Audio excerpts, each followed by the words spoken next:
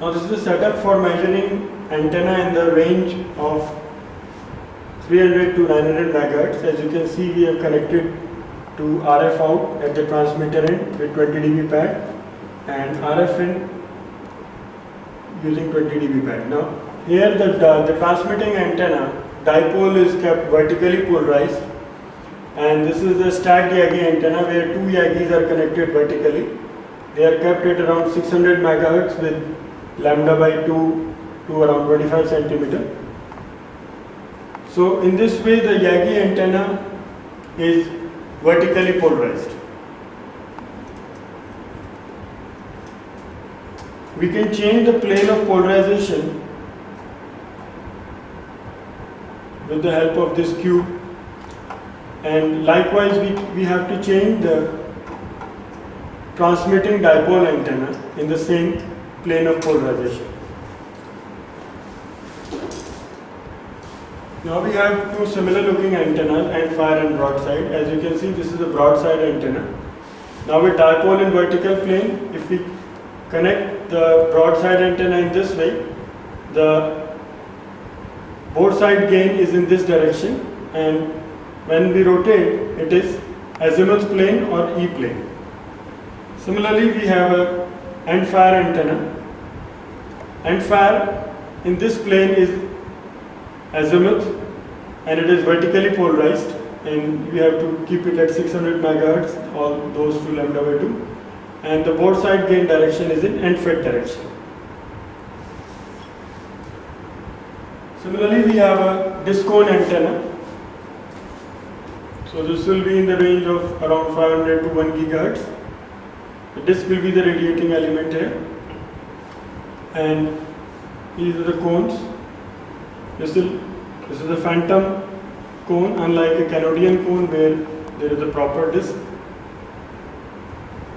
It is vertically polarized.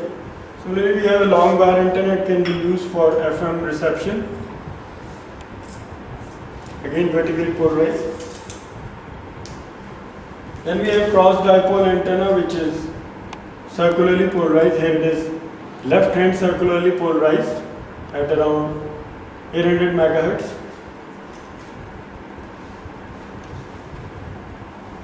Similarly, we have a right hand circularly polarized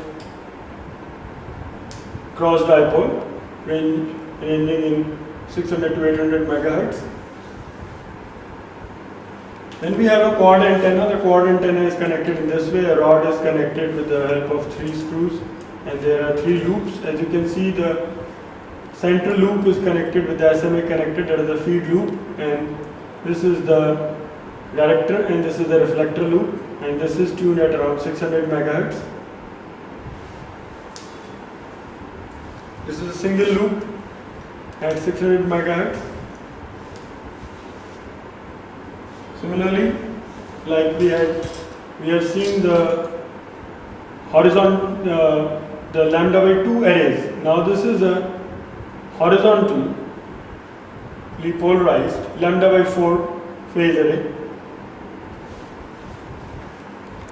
Similarly, we have a 4 element Yagi where this is the feed element. It is kept at around 600 megahertz, and then the 2 directors are kept 2 centimeters less, and the reflector is kept 2 centimeters larger than the feed element. Similarly, we have a folded dipole. This is a 300 ohm antenna with a 4:1 balloon connected, so the input impedance is again 500 ohms. Now again, this is a vertically polarized antenna. This is a monopole antenna. The radiating element is lambda by 4. This is the ground plane. This will have omnidirectional pattern, and plotting it in this direction will give azimuth plot or the E plane plot, and this is vertically polarized. Similarly, we have a slot antenna. Now as you can see, the slot is cut vertically, but the slot radiates horizontally. So the transmitting antenna has to be kept horizontal, and this works at around 800 megahertz. This is a microstrip slot. Now again, we have a horizontal polarized antenna. It's a long wire antenna. Setting the acute angle of the two this distance between the two wires will give the maximum gain. Now we have a log periodic antenna. We have seen the microstrip log periodic. This is what a wired log periodic will look like. Now, as you can see, this is the element radiating the maximum frequency 1 GHz, and this will radiate the minimum frequency 400 MHz. The telescopic rod has to be stretched in such a way so that the maximum thickness, minimum, and the least. And if you put it this way, they all come in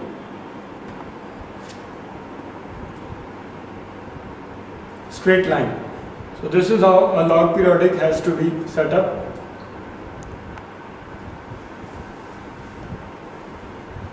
Now we have a sleeve antenna, again vertically polarized antenna, working at around 700 to 800 MHz. Now we have a biconical antenna. It is a very good antenna for receiving FM as well as works till 2 GHz. Good for doing EMI, EMC research for RERS testing.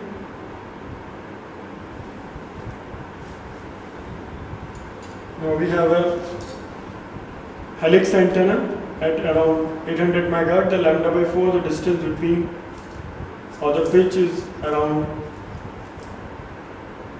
7 to 8 centimeters. Then again we have a similar looking dipole antenna. Now for measuring the current distribution, we have provided a voltage probe. Current probe is little difficult with different antennas because the magnetic loop has its own shortcomings. So we will be measuring the current, the voltage distribution. Now as you can see, we move the probe along the length of dipole antenna. We see that the current is maximum in the center, so voltage will be minimum here.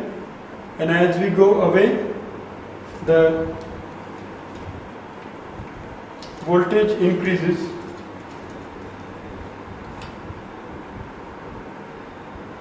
As you can see, the here reading is around 25 dB, and as we move away, the reading reaches to 34.